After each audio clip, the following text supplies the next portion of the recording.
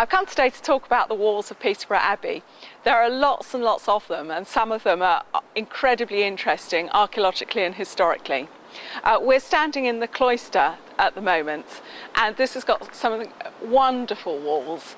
This one is certainly early 12th century, it might even be earlier, and there's lots of features of archaeological and architectural interest in it. For instance, here you can see a doorway, quite a small doorway, perhaps of about 1200 or thereabouts. But here you can see it's been blocked, that's also in the Middle Ages. And right through the middle of it, there's this later medieval feature, which relates to the 15th century cloister alleys, when this whole area was vaulted and also had windows along this side. Other features, every now and then you get these 15th century vaults, and here's another late medieval feature, in this case a doorway that went through to the undercroft. And this is what's interesting. So although today this is just a wall, and on the other side of it there's a garden, this was previously the east wall of an entire range of buildings. So this wall is a brilliant example of why the walls of the old abbey and now the cathedral cloisters really need looking after every single generation.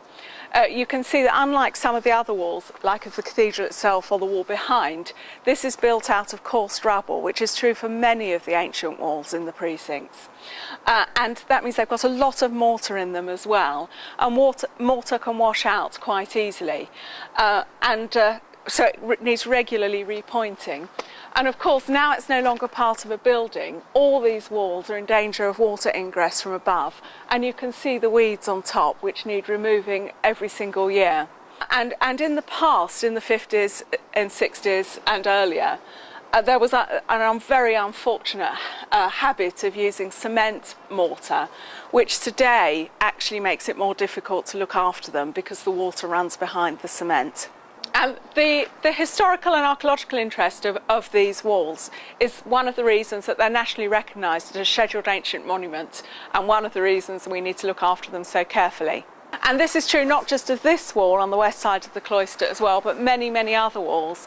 And on the south wall of the cloister, there's some even more spectacular features, including this magnificent mid-13th century doorway into the refectory, with really fantastic carving of wyverns in the spandrel. And next to it, there are some other really monastic features as well. Here's the remains of the 13th century lava where monks would have washed their hands before going into dinner. And up above, you've got the remains again of the 15th century vaulting, which here is spectacularly wonderful because there would have been a 15th century trench, probably, lava that ran all the way along here. These are the really lovely bays that were built in the early 15th century.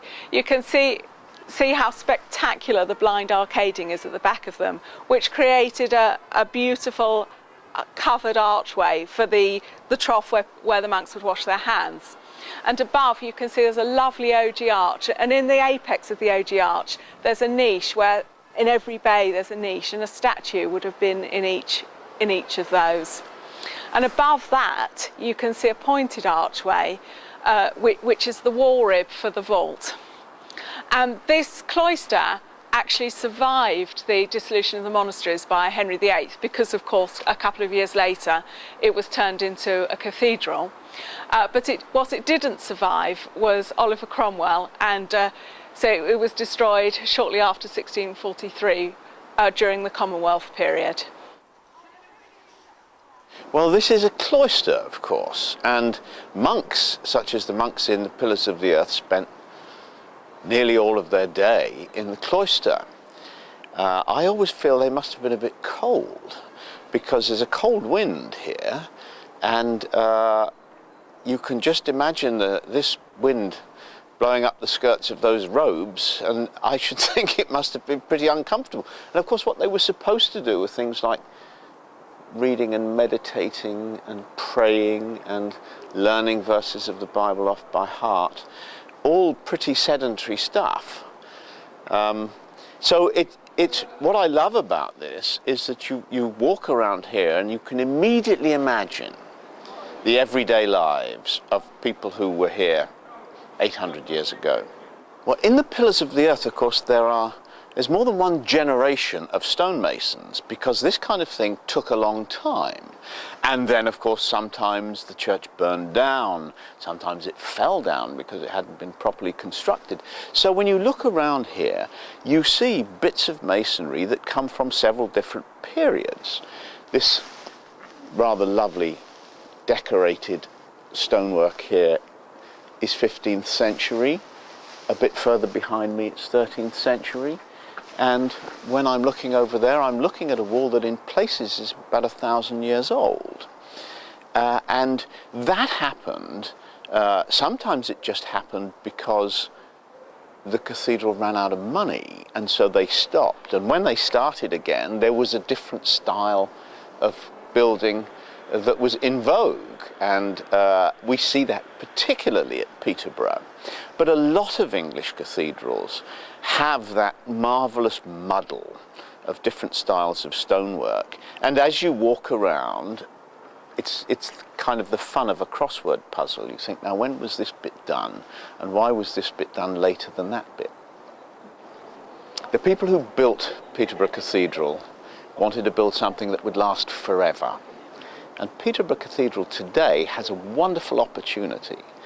The cathedral has got a Heritage Lottery Catalyst Award, which means that if we can raise £500,000, the lottery will give us another £500,000, and that £1 million will be invested, and every year it will generate enough money to pay for the maintenance of these walls and their preservation forever. So we will be working forever, just as the medieval builders did. If you'd like to make a donation, text PBOR12 to 70070. You can give up to £30 in one day. If you pay tax, you can gift aid what you give, and it will be matched by the Catalyst Fund. The donation will be taken from your mobile credit or added to your monthly bill. Or contact Peterborough Cathedral on 01733 355 315, or by email campaign@peterborough-cathedral.org.uk and ask for a Precinct Walls donation form.